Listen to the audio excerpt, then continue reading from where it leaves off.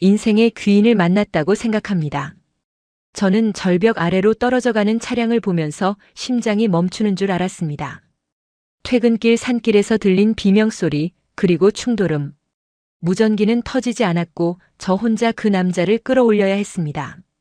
피투성이가 된 낯선 동양인 남자를 살리기 위해 비탈을 내려갈 때 저는 알지 못했습니다.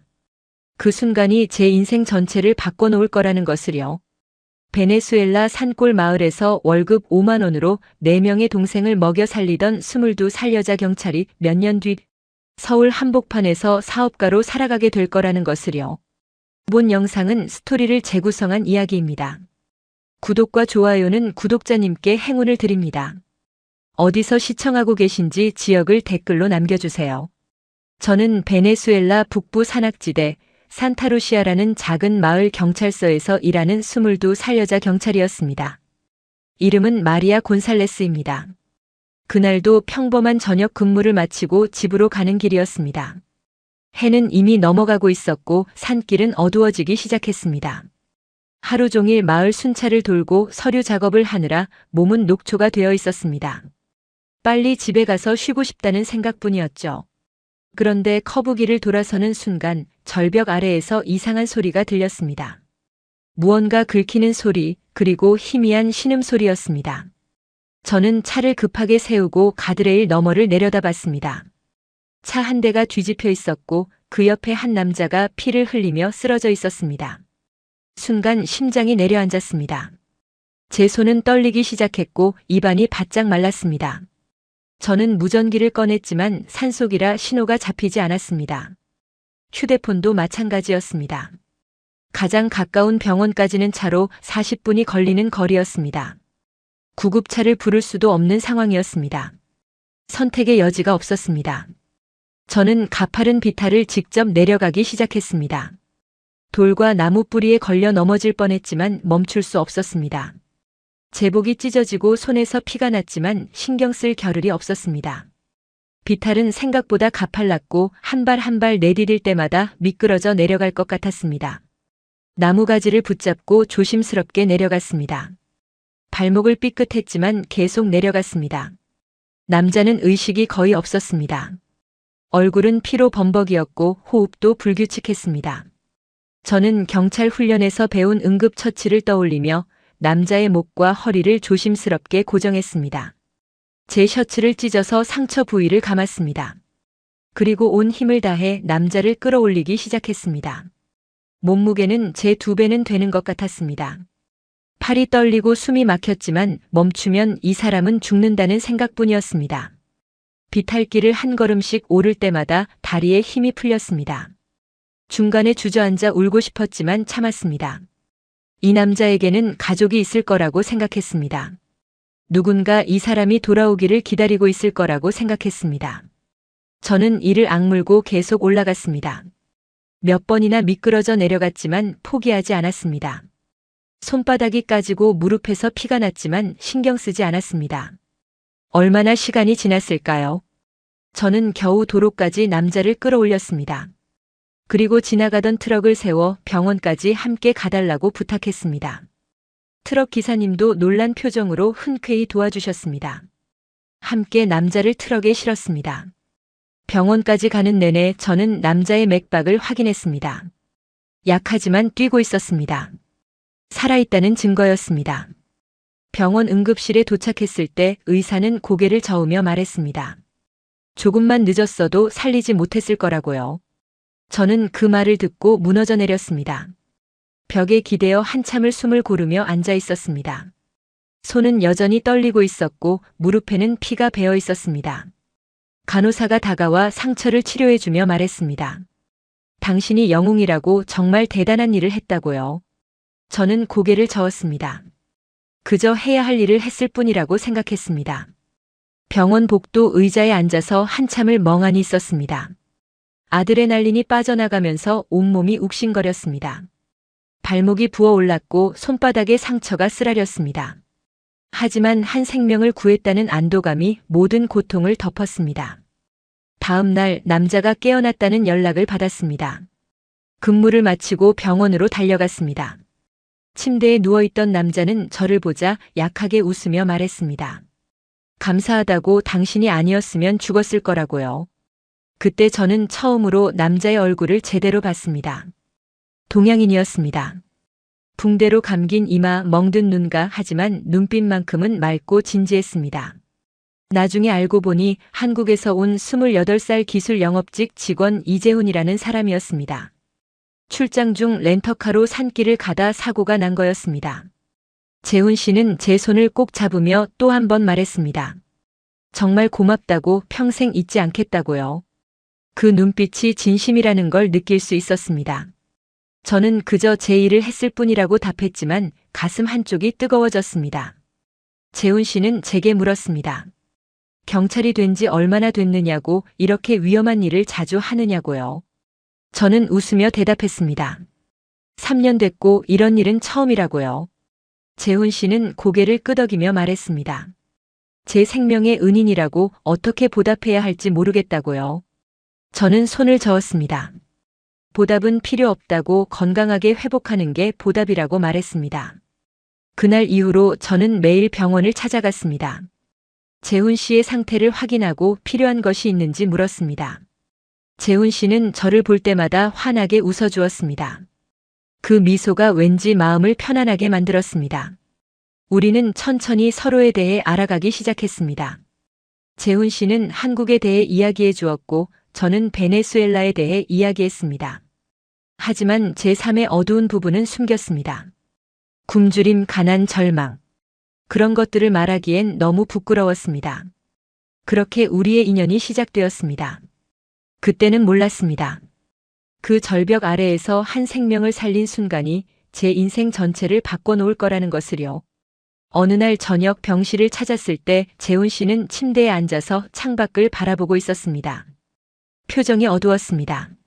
무슨 일이냐고 물었더니 재훈 씨는 한숨을 쉬며 말했습니다. 여기 있는 동안 많은 생각을 했다고, 인생이 얼마나 짧고 소중한지 깨달았다고요. 그리고 조심스럽게 물었습니다. 마리아 씨는 행복하냐고요. 재훈 씨가 병원에서 회복하는 동안 우리는 자연스럽게 많은 이야기를 나눴습니다. 그는 제 삶에 대해 물었고 저는 처음에는 숨기려 했지만 결국 솔직하게 털어놓았습니다. 그날 밤 저는 재훈 씨에게 모든 것을 이야기했습니다. 저는 공무원이었지만 한 달 월급이 고작 5만 원이었습니다. 베네수엘라 화폐 가치가 폭락하면서 공무원 월급도 휴지 조각이 되어버렸습니다. 아버지는 당뇨병으로 일을 못하시고 어머니는 제가 10살 때 돌아가셨습니다. 4명의 동생을 제가 책임져야 했습니다. 가장 어린 동생은 겨우 11살이었습니다. 하루 근무를 마치고 집에 돌아가면 동생들이 배고프다며 저를 기다리고 있었습니다. 냉장고는 늘 비어 있었고 쌀 한 포대 사는 것도 사치였습니다. 가끔은 이틀에 한 번 겨우 밥을 지을 수 있었습니다. 동생들은 배가 고파서 울었고 저는 그 울음소리를 들으며 밤마다 눈물을 흘렸습니다. 저는 밤마다 동네 식당에 가서 접시를 닦았습니다. 새벽 2시까지 일하고 집에 돌아오면 온몸이 부서지는 것 같았습니다. 그래도 멈출 수 없었습니다. 제가 무너지면 가족 전체가 무너지는 거니까요. 식당 주인은 악덕이었습니다. 약속한 돈을 제대로 주지 않을 때가 많았고 심지어 성희롱도 했습니다. 하지만 저는 참았습니다. 다른 일자리를 구할 수도 없었고 그나마 이 일이라도 해야 동생들이 먹을 수 있었으니까요. 어느 날은 너무 배가 고파서 식당 쓰레기통에서 버려진 빵을 꺼내 먹은 적도 있었습니다. 경찰 제복을 입고 있으면서도 존엄이라는 것은 느껴본 적이 없었습니다. 그날 밤에도 접시를 닦다가 손을 베었습니다. 피가 났지만 반창고조차 살 돈이 없어서 그냥 천으로 감았습니다. 집에 돌아오니 막내 동생이 배가 고파서 잠을 못 자고 있었습니다. 저는 제 몫으로 남겨둔 빵 한 조각을 동생에게 주었습니다. 동생은 빵을 받아들고 눈물을 흘렸습니다. 누나 미안해. 그 말에 제 가슴이 찢어지는 것 같았습니다. 재훈 씨는 제 이야기를 듣고 충격을 받은 표정이었습니다. 한참을 말없이 있다가 조용히 물었습니다. 마리아 씨, 왜 그렇게까지 살아야 하나요? 저는 쓴웃음을 지었습니다. 선택할 수 있는 게 아니니까요. 여기서는 누구나 이렇게 살아갑니다. 아니, 저보다 더 힘든 사람들도 많습니다. 어떤 사람들은 쓰레기통을 뒤져서 먹을 걸 찾고 어떤 사람들은 병원에 갈 돈이 없어서 그냥 죽어갑니다. 저는 그래도 공무원이라는 직업이 있으니 운이 좋은 편입니다. 재훈 씨는 고개를 저으며 말했습니다. 한국은 다르다고 노력하면 보상받는 나라라고요. 저는 믿기지 않았습니다. 그런 나라가 세상에 정말 있을까요? 하지만 재훈 씨의 눈빛은 진지했습니다. 그는 자신의 이야기를 들려주었습니다. 자기도 가난한 집에서 태어났지만 열심히 공부해서 대학을 나왔고 지금은 회사에서 인정받는 직원이 되었다고요. 한국에서는 배경이 아니라 노력으로 평가받는다고 했습니다. 저는 그 말을 듣고 마음 한구석이 흔들리기 시작했습니다. 정말 그런 곳이 있다면 저도 가보고 싶다는 생각이 들었습니다. 하지만 동시에 두려웠습니다. 가족을 버리고 혼자 떠날 수는 없었으니까요. 재훈 씨는 제 손을 잡으며 말했습니다. 천천히 생각해 보라고 기회는 언제나 용기 있는 사람에게 온다고요. 재훈 씨는 한국에 대해 더 많은 이야기를 들려주었습니다. 한국에는 다문화센터라는 곳이 있어서 외국인들을 무료로 도와준다고 했습니다. 한국어도 가르쳐주고 일자리도 소개해주고 법률 상담도 해준다고 했습니다. 정부가 외국인을 위해 그런 지원을 한다는 게 믿기지 않았습니다. 베네수엘라에서는 자국민도 제대로 돌보지 못하는데요. 재훈 씨는 진지하게 말했습니다. 한국은 정말 다르다고 일만 열심히 하면 누구든 성공할 수 있다고요. 그날 밤 집에 돌아와서도 재훈 씨의 말이 머릿속에서 떠나지 않았습니다. 동생들의 자는 얼굴을 보며 생각했습니다. 이렇게 살다가는 우리 모두 함께 무너질 것 같다고요. 누군가는 탈출해서 밖에서 돈을 벌어야 한다고요. 그리고 그 누군가는 바로 저여야 한다는 걸 깨달았습니다. 다음 날 아침 경찰서에 출근해서도 계속 생각했습니다. 제복을 입고 순찰을 돌지만 저 자신도 보호받지 못하는 현실. 이게 과연 제대로 된 삶일까? 점심시간에 동료가 물었습니다. 마리아, 요즘 무슨 생각을 그렇게 많이 해? 저는 대답할 수 없었습니다. 한국으로 떠날 생각을 하고 있다고 말할 수 없었습니다. 동료는 걱정스러운 표정으로 말했습니다. 요즘 나라가 너무 힘들다고 자기도 이민을 생각하고 있다고요. 하지만 갈 곳이 없다고 받아주는 나라가 없다고 한숨을 쉬었습니다. 저는 조용히 고개를 끄덕였습니다. 하지만 속으로는 생각했습니다. 나에게는 기회가 있다고 이 기회를 놓치면 안 된다고요. 그날 저녁 다시 병원으로 재훈 씨를 찾아갔습니다. 재훈 씨는 창밖을 바라보고 있었습니다. 저는 조용히 말했습니다. 진지하게 생각해보고 있어요. 하지만 쉽지 않아요. 재훈 씨는 고개를 끄덕였습니다. 당연히 쉽지 않죠. 하지만 마리아 씨라면 할 수 있어요. 절벽에서 저를 구한 그 용기 기억하잖아요. 그 말에 저는 힘을 얻었습니다. 그렇습니다. 저는 절벽을 내려가 사람을 구했습니다. 그 용기가 있다면 새로운 나라에 가는 것도 할 수 있지 않을까요? 재훈 씨는 제게 한국에 대해 더 자세히 설명해 주었습니다. 서울이라는 도시는 밤에도 안전하다고 여자 혼자 다녀도 괜찮다고 했습니다. 지하철과 버스가 잘 되어 있어서 어디든 쉽게 갈 수 있다고 했습니다. 병원은 시설이 좋고 슈퍼마켓에는 먹을 것이 넘쳐난다고 했습니다. 저는 그 이야기를 들으며 꿈을 꾸는 것 같았습니다. 정말 그런 곳이 있을까요? 재훈 씨는 제 의심스러운 표정을 보고 웃으며 말했습니다. 직접 보면 믿을 거라고요. 재훈 씨는 일주일 뒤 퇴원했습니다. 회사에서 귀국 명령이 떨어졌지만 그는 며칠 더 머물겠다고 했습니다. 저를 만나기 위해서였습니다. 어느 날 저녁 재훈 씨는 저를 작은 카페로 불렀습니다. 산타루시아에서 가장 괜찮은 카페였지만 손님은 거의 없었습니다. 경제가 무너지면서 사람들은 커피 한 잔 마실 여유도 없었습니다.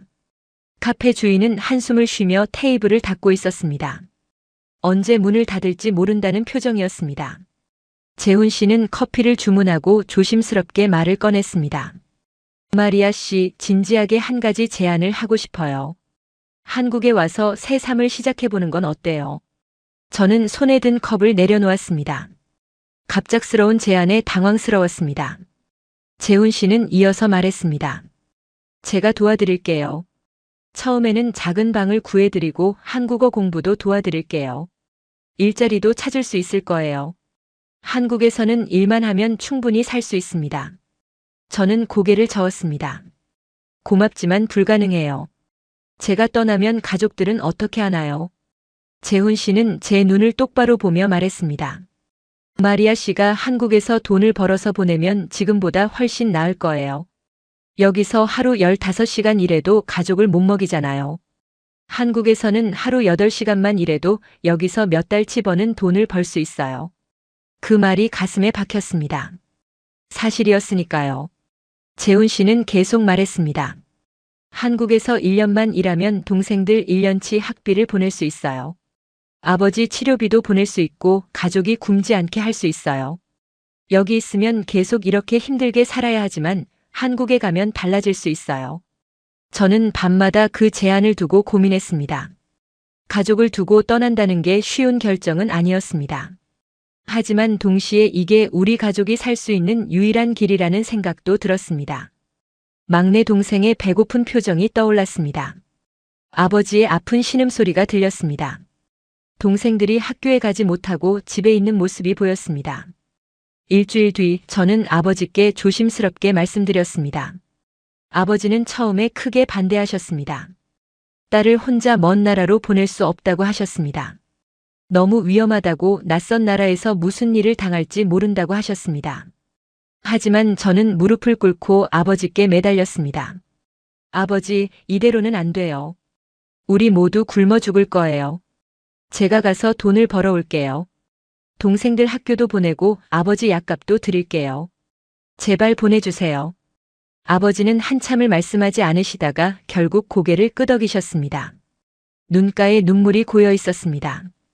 조심해서 다녀오너라. 그리고 힘들면 언제든 돌아와도 된다. 아버지는 제 어깨를 꼭 잡으며 말씀하셨습니다. 너 혼자 희생하게 해서 미안하다. 아버지가 무능해서 이런 고생을 시키는구나. 저는 고개를 저으며 말씀드렸습니다. 아니에요, 아버지. 저는 가족을 위해 뭐든 할 수 있어요. 이건 희생이 아니라 제 선택이에요. 저는 아버지를 꼭 껴안았습니다. 아버지의 등이 예전보다 훨씬 얇아져 있었습니다. 병 때문에 많이 야위셨습니다. 동생들에게도 말했습니다. 누나가 한국이라는 나라에 가서 돈 많이 벌어올게. 조금만 기다려. 동생들은 울면서 저를 붙잡았지만 저는 마음을 굳게 먹었습니다. 둘째 동생이 물었습니다. 누나, 언제 돌아와요? 저는 대답할 수 없었습니다. 얼마나 걸릴지 알 수 없었으니까요. 하지만 밝게 웃으며 말했습니다. 금방 다녀올게. 그동안 동생들이 공부 열심히 하고 있어. 막내 동생이 제 손을 꼭 잡으며 말했습니다. 누나, 나 잘 기다릴게. 아프지 말고 건강하게 다녀와. 그 말에 눈물이 쏟아질 것 같았지만 참았습니다. 재훈 씨에게 연락했습니다. 가겠다고 한국에 가서 새로 시작하겠다고 말했습니다. 재훈 씨는 전화기 너머로 기뻐하며 말했습니다. 잘 결정하셨어요. 후회하지 않을 거예요. 제가 모든 걸 준비할게요. 저는 경찰서에 사직서를 냈습니다. 서장님은 아쉬워하셨지만 이해한다고 하셨습니다. 이 나라에 미래가 없다는 걸 누구보다 잘 아시니까요. 서장님은 제 손을 꼭 잡으며 말씀하셨습니다. 마리아, 너는 훌륭한 경찰이었어. 저 절벽 사고 이야기 들었어. 대단한 일을 했더라. 새로운 곳에 가서도 잘할 거야. 행운을 빈다. 동료들도 작별 인사를 했습니다. 다들 부러워했습니다. 한국에 가서 성공하면 자기들도 데려가 달라고 농담처럼 말했지만 눈빛은 진지했습니다. 저는 약속했습니다. 성공하면 꼭 연락하겠다고요. 2달 뒤 저는 처음으로 비행기에 올랐습니다. 공항에서 가족들과 작별 인사를 할 때 저는 울지 않으려고 애썼습니다. 하지만 동생들의 우는 얼굴을 보자 눈물이 터져 나왔습니다. 아버지는 말씀이 없으셨습니다. 그저 제 머리를 쓰다듬으시며 고개를 끄덕이셨습니다. 동생들은 제 옷을 붙잡고 놓지 않으려 했습니다. 보안 검색대를 통과할 때까지 뒤돌아보지 않으려 했지만 결국 돌아봤습니다. 가족들이 손을 흔들고 있었습니다. 비행기가 이륙하면서 창밖으로 베네수엘라 땅이 점점 작아졌습니다. 저는 창문에 이마를 대고 조용히 다짐했습니다. 반드시 성공해서 돌아오겠다고요. 가족들에게 더 나은 삶을 선물하겠다고요. 비행기 안에서 20시간을 보냈습니다. 긴장과 불안 때문에 잠을 잘 수 없었습니다. 옆자리 승객이 괜찮냐고 물었지만 저는 그냥 고개를 끄덕였습니다. 창밖을 바라보며 생각했습니다. 과연 제가 잘할 수 있을까요? 한국어도 모르는데 일을 구할 수 있을까요? 재훈 씨가 도와준다고 했지만 언제까지 의지할 수는 없잖아요. 혼자 힘으로 살아가야 하는데 과연 가능할까요? 두려움과 기대가 뒤섞였습니다. 비행기에서 내리는 순간 저는 완전히 다른 세상에 들어온 기분이었습니다. 인천공항은 너무나 거대하고 깨끗했습니다. 바닥은 반짝반짝 빛났고 사람들은 질서정연하게 움직였습니다. 베네수엘라 공항과는 완전히 달랐습니다. 전광판에는 여러 언어로 안내가 나왔고 사람들은 분주하지만 질서 있게 움직였습니다. 재훈 씨가 마중 나와 있었습니다. 그는 환하게 웃으며 제 짐을 들어주었습니다. 잘 오셨어요, 마리아 씨. 이제부터 새로운 삶이 시작됩니다. 공항을 나서자 서울의 거리가 펼쳐졌습니다. 높은 건물들, 깨끗한 도로, 질서정연한 교통 신호등. 밤인데도 거리는 환하게 빛나고 있었습니다. 자동차들이 빠르게 달렸지만 경적 소리는 거의 들리지 않았습니다. 사람들은 횡단보도 신호를 지키며 걸었습니다. 모든 게 신기했습니다. 저는 차창 밖을 멍하니 바라봤습니다. 정말 이곳이 현실일까요? 재훈 씨가 물었습니다. 어때요, 서울은? 저는 대답했습니다. 믿을 수 없어요. 이렇게 깨끗하고 질서 있는 도시를 본 적이 없어요.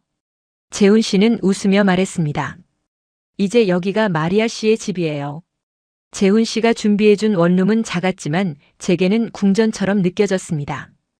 깨끗한 침대, 작동하는 냉장고, 그리고 욕실. 모든 게 완벽했습니다. 샤워기를 틀자 따뜻한 물이 쏟아져 나왔습니다. 베네수엘라에서는 몇 달에 한 번 따뜻한 물로 씻을 수 있었는데 여기서는 언제든 가능했습니다. 저는 샤워를 하면서 울었습니다. 기쁨과 안도감 그리고 가족에 대한 그리움이 뒤섞인 눈물이었습니다. 샤워를 마치고 거울을 봤습니다. 거울 속 제 모습이 낯설었습니다. 여전히 같은 사람이지만 뭔가 달라 보였습니다. 희망이 생긴 얼굴이었습니다. 그날 밤 침대에 누워서 아버지께 전화했습니다. 무사히 도착했다고 여기는 정말 다르다고 말씀드렸습니다. 아버지는 안심하셨다며 목소리가 떨렸습니다. 조심해서 잘 지내라고 몸 건강히 챙기라고 하셨습니다. 전화를 끊고 천장을 바라봤습니다. 정말 새로운 삶이 시작되는 거구나. 다음 날부터 재훈 씨는 저를 이곳저곳 데리고 다녔습니다. 다문화센터에 등록하고 은행 계좌를 만들고 휴대폰을 개통했습니다. 모든 것이 빠르고 효율적으로 진행되었습니다. 다문화센터 선생님은 친절하게 한국어 수업을 안내해 주셨습니다. 무료로 한국어를 배울 수 있다고 했습니다. 저는 감사하다는 말밖에 할 수 없었습니다. 베네수엘라에서는 공짜로 배울 수 있는 게 아무것도 없었습니다. 선생님은 웃으며 말씀하셨습니다. 한국에 오신 걸 환영해요. 여기서는 누구나 배울 수 있어요. 열심히 하면 금방 한국어를 배울 수 있을 거예요. 첫 한국어 수업에서 저는 다른 나라에서 온 사람들을 만났습니다. 베트남, 필리핀, 몽골, 우즈베키스탄. 모두 저처럼 새로운 삶을 찾아 한국에 온 사람들이었습니다. 선생님은 천천히 친절하게 가르쳐 주셨습니다. 안녕하세요. 감사합니다. 미안합니다. 간단한 단어들이었지만 제게는 새로운 세계로 가는 열쇠 같았습니다. 수업이 끝나고 베트남에서 온 투이라는 여성과 친구가 되었습니다. 투이는 한국에 온 지 2년이 되었다고 했습니다. 처음에는 힘들었지만 지금은 공장에서 일하면서 가족을 부양하고 있다고 했습니다. 투이는 저에게 조언했습니다. 처음엔 모든 게 낯설고 무서울 거예요. 하지만 포기하지 마세요. 한국 사람들은 생각보다 친절해요. 일만 열심히 하면 인정해줘요. 하지만 두려움도 밀려왔습니다. 밤에 혼자 방에 앉아 있으면 불안감이 엄습했습니다.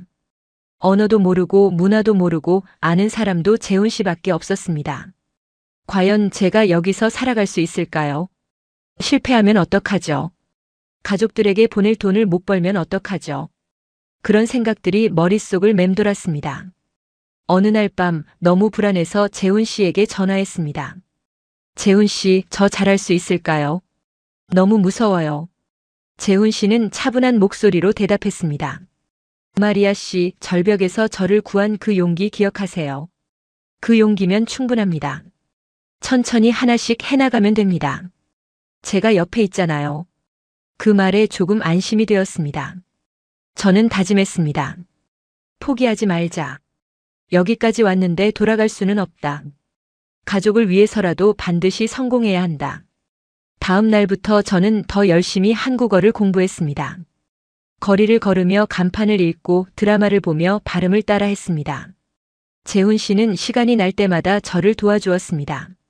한국 음식도 가르쳐주고 지하철 타는 법도 알려주었습니다.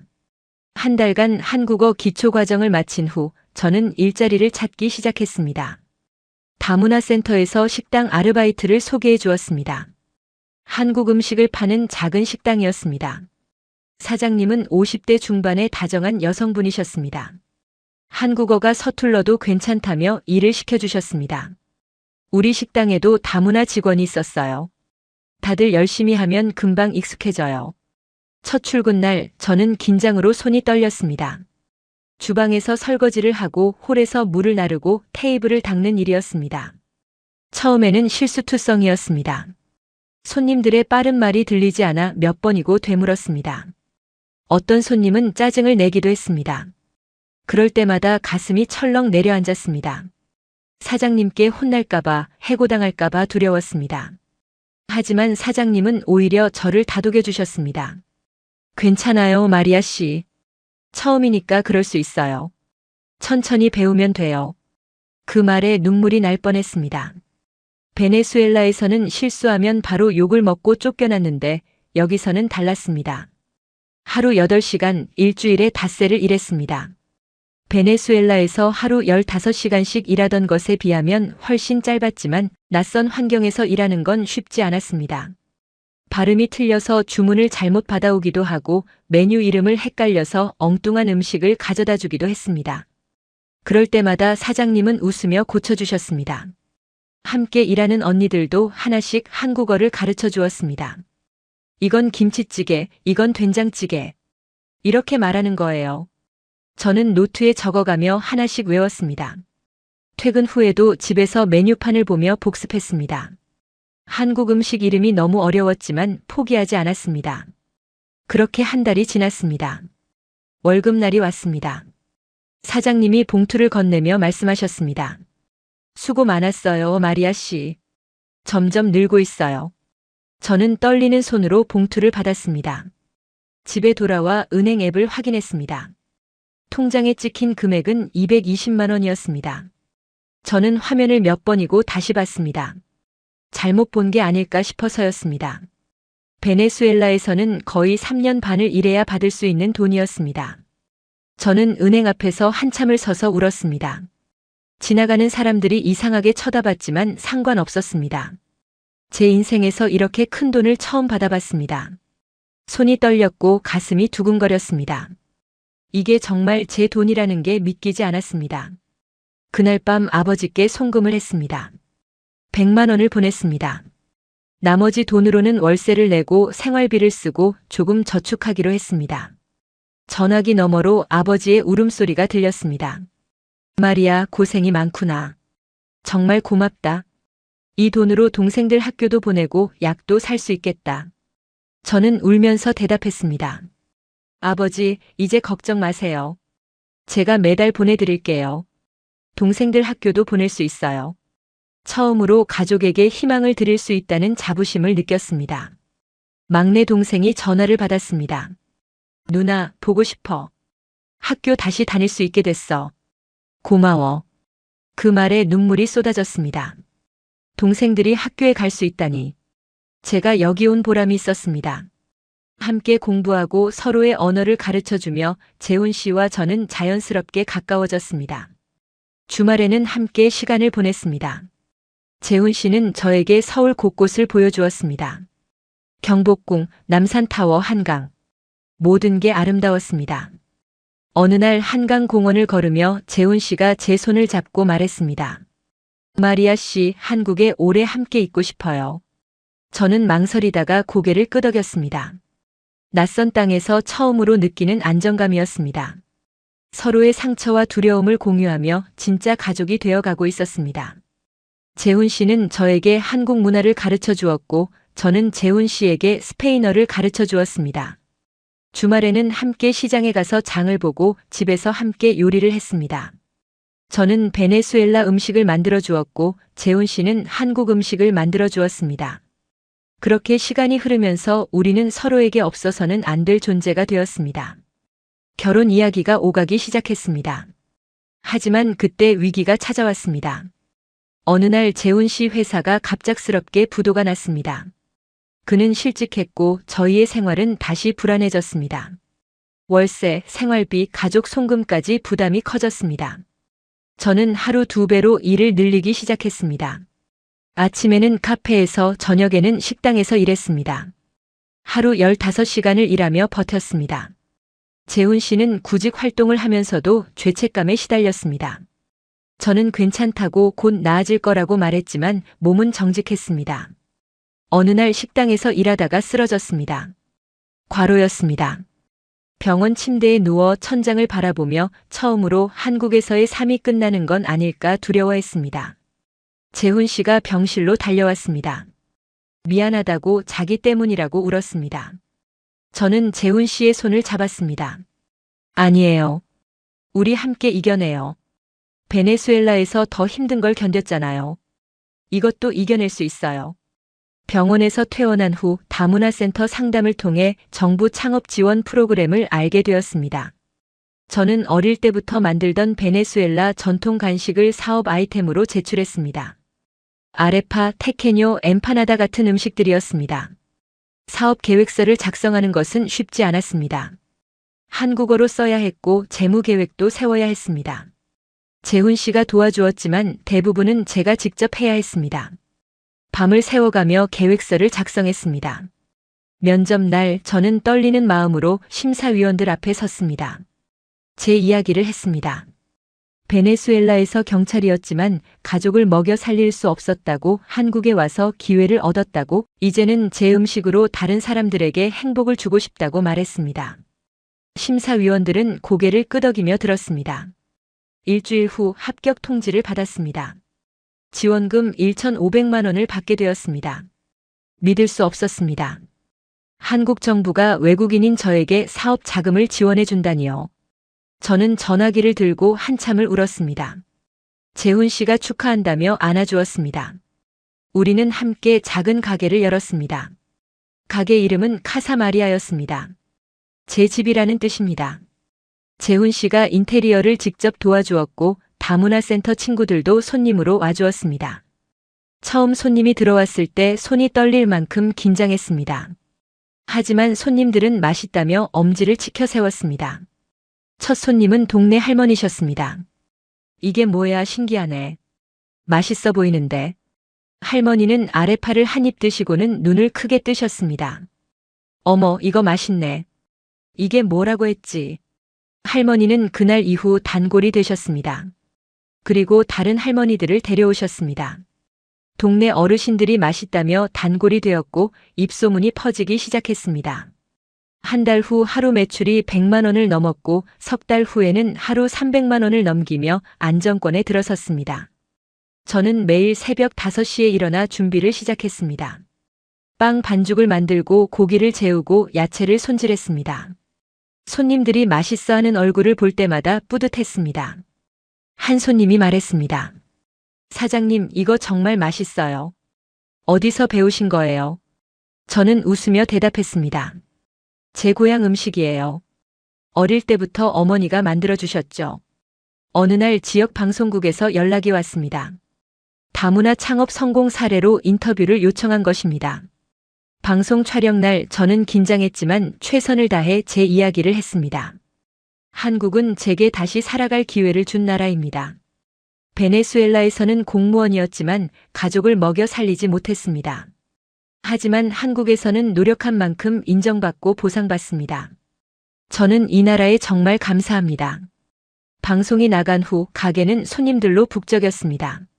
사람들이 줄을 서서 기다렸습니다. 방송을 보고 왔다는 손님들이 많았습니다. 격려의 말도 많이 들었습니다. 대단하시네요. 고생하셨겠어요. 우리나라에 와주셔서 감사해요. 그런 말들을 들을 때마다 눈물이 날 것 같았습니다. 방송 이후 재훈 씨도 새 직장을 얻게 되었습니다. 이전보다 더 좋은 조건이었습니다. 우리의 삶이 안정되기 시작했습니다. 우리는 조촐한 결혼식을 올렸습니다. 다문화센터 친구들과 식당 사장님, 동네 어르신들이 축하해 주셨습니다. 단골 할머니께서 말씀하셨습니다. 마리아 씨 정말 축하해요. 우리 동네에 와줘서 고마워요. 아버지와 동생들은 오지 못했지만 화상통화로 함께했습니다. 결혼식에서 저는 한복을 입었습니다. 거울에 비친 제 모습을 보며 울었습니다. 몇 년 전만 해도 쓰레기통에서 빵을 꺼내 먹던 제가 이렇게 아름다운 옷을 입고 결혼식을 올리다니요. 재훈 씨는 제 손을 꼭 잡으며 말했습니다. 마리아 씨 사랑해요. 평생 행복하게 해줄게요. 저도 대답했습니다. 저도 사랑해요. 당신이 제 인생을 바꿔줬어요.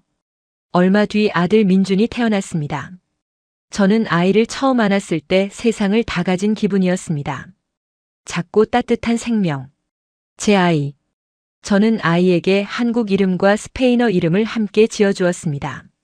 민준 알레한드로. 두 나라의 문화를 모두 사랑하는 아이로 키우고 싶었습니다. 동네 어르신들은 저를 우리 동네 딸이라 불러주셨습니다. 이제 저는 더 이상 외국인이 아니라 이 공동체의 한 사람으로 살아가고 있었습니다. 한 할아버지께서 말씀하셨습니다. 마리아 씨, 이제 완전히 우리 사람이야. 민준이도 잘 키우고. 가게는 계속 번창했고 직원도 3명이나 고용하게 되었습니다. 그중 한 명은 필리핀에서 온 다문화 여성이었습니다. 제가 받은 도움을 다른 사람에게 돌려주고 싶었습니다. 그 직원에게 말했습니다. 저도 처음에는 당신처럼 아무것도 몰랐어요. 하지만 포기하지 않으면 길이 열려요. 민준이가 돌이 되던 해 아버지와 동생들이 한국을 방문했습니다. 인천공항에서 가족을 만났을 때 저는 울음을 참을 수 없었습니다. 3년 만에 재회였습니다. 아버지는 저를 꼭 껴안으며 말씀하셨습니다. 잘 견뎌줘서 고맙다. 내가 자랑스럽다. 이렇게 큰 사람이 될 줄 몰랐어. 동생들은 서울 거리를 보며 연신 감탄했습니다. 지하철, 병원, 마트, 제 가게를 둘러보며 신기해했습니다. 둘째 동생이 말했습니다. 누나, 여기 정말 대단해. 모든 게 깨끗하고 질서 있어. 사람들도 친절하고. 막내 동생이 제 손을 잡고 말했습니다. 누나, 여기는 천국 같아. 나도 누나처럼 열심히 공부해서 여기 올게. 저는 동생의 머리를 쓰다듬으며 말했습니다. 그래, 너도 할 수 있어. 포기하지 않으면 기적은 현실이 돼. 아버지는 제 가게를 둘러보시며 눈물을 흘리셨습니다. 딸아, 내가 이렇게 큰 사람이 될 줄 몰랐다. 정말 대단하구나. 이 모든 걸 혼자 힘으로 이뤘다니. 저는 고개를 저었습니다. 아니에요, 아버지. 혼자 한 게 아니에요. 재훈 씨가 도와줬고 한국 사람들이 도와줬어요. 이 나라가 저를 받아줬어요. 가족들은 일주일간 머물렀습니다. 함께 여러 곳을 다녔습니다. 경복궁, 남산, 명동. 동생들은 모든 게 신기했습니다. 특히 한국 병원의 깊은 인상을 받았습니다. 아버지의 당뇨 검사를 무료로 해주셨고 약도 처방해 주셨습니다. 의사 선생님은 친절하게 설명해 주셨습니다. 아버지는 감동하셨습니다. 이런 나라가 있다니. 정말 대단하구나. 가족들이 돌아간 후 저는 더 많은 사람을 돕는 삶을 살아야겠다고 다짐했습니다. 다문화 여성 멘토로 활동하기 시작했습니다. 다문화 센터에서 강연을 하며 다른 이주 여성들에게 희망을 전했습니다. 저도 여러분처럼 아무것도 없이 시작했어요. 하지만 포기하지 않았습니다. 한국은 노력하는 사람에게 기회를 주는 나라예요. 강연을 듣는 여성들의 눈빛이 빛나는 걸 볼 때마다 보람을 느꼈습니다. 한 여성이 손을 들고 물었습니다. 사장님, 처음에 가장 힘들었던 게 뭐예요? 저는 솔직하게 대답했습니다. 외로움이요. 가족이 그리웠고 고향 음식이 그리웠어요.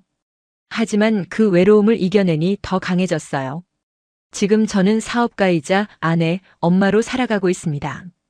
가게는 2개로 늘어났고 매출도 꾸준히 증가하고 있습니다. 2번째 가게는 강남에 열었습니다. 더 많은 사람들에게 베네수엘라 음식을 알리고 싶었습니다. 민준이는 이제 5살이 되어 한국어와 스페인어를 모두 할 줄 압니다. 아이는 저에게 묻습니다. 엄마, 베네수엘라는 어떤 곳이에요? 저는 아이에게 이야기해 줍니다.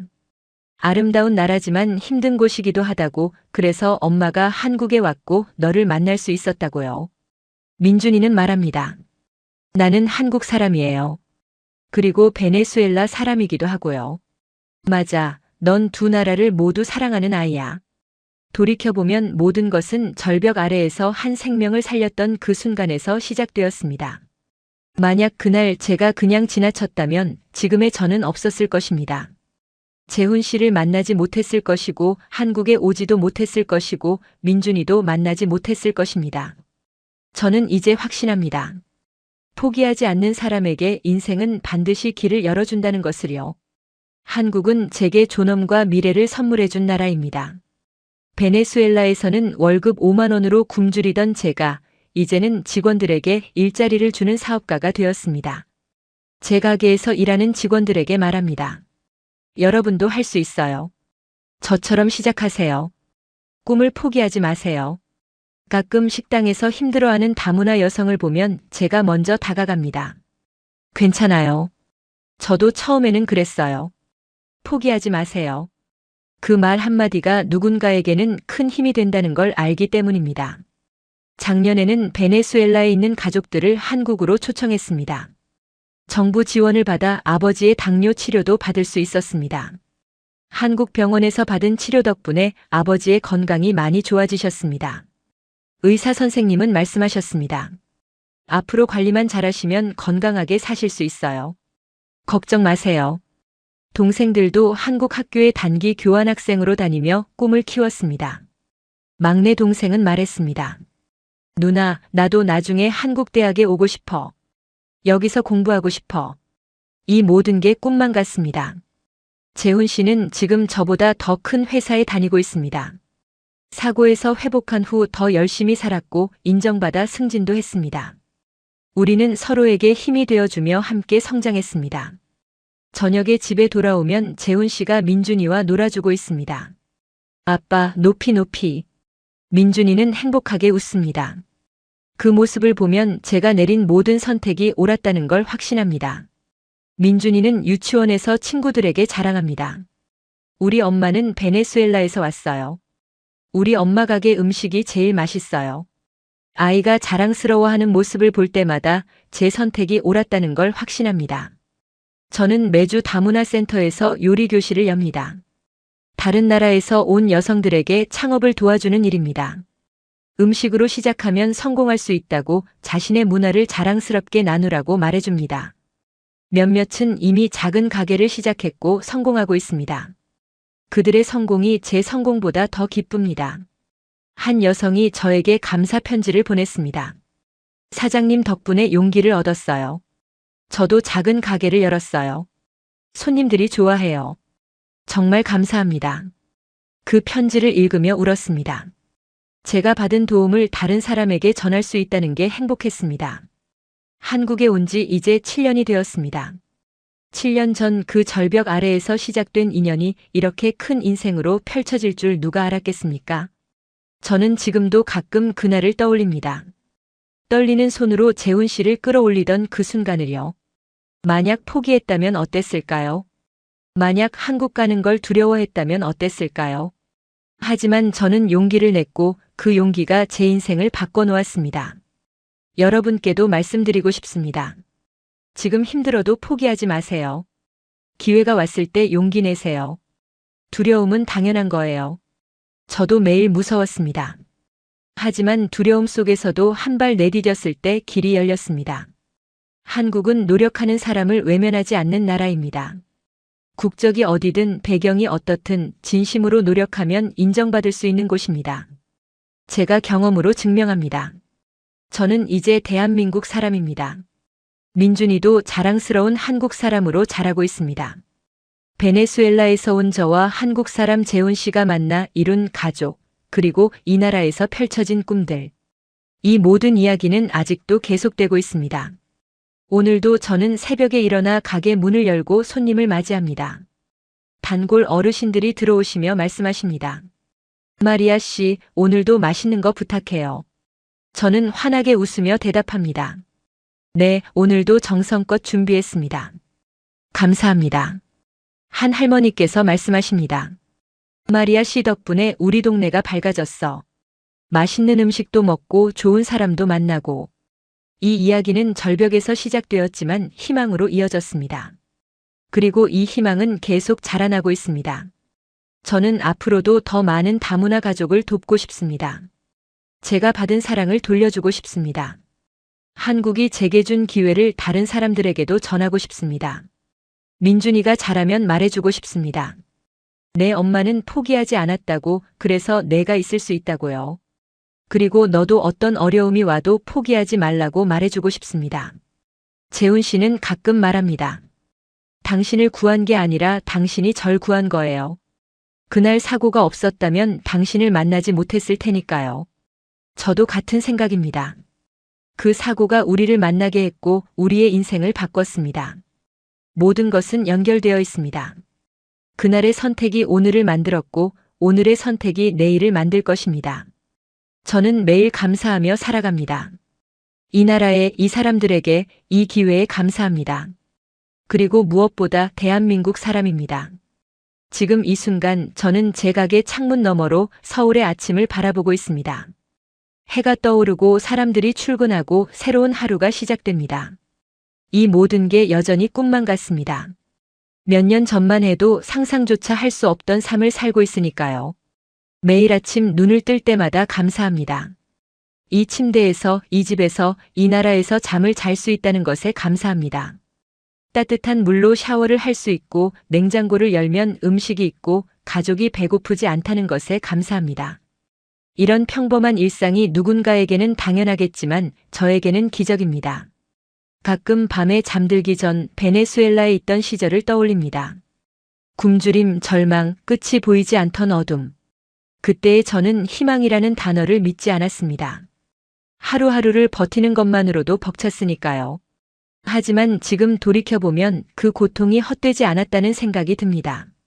그 시간들이 있었기에 지금의 행복을 더 깊이 느낄 수 있으니까요. 고통을 겪어본 사람만이 진짜 행복의 가치를 안다고 믿습니다. 그래서 저는 지금의 모든 순간을 소중히 여깁니다. 민준이의 웃음소리, 재훈 씨의 따뜻한 손길, 단골 손님들의 인사, 직원들의 밝은 얼굴. 이 모든 것이 제게는 선물입니다. 한국이라는 나라에 대해 말씀드리고 싶습니다. 이 나라는 저에게 단순히 살 곳을 제공한 것이 아닙니다. 존엄을 돌려줬습니다. 베네수엘라에서 저는 경찰 제복을 입고도 쓰레기통을 뒤져야 했습니다.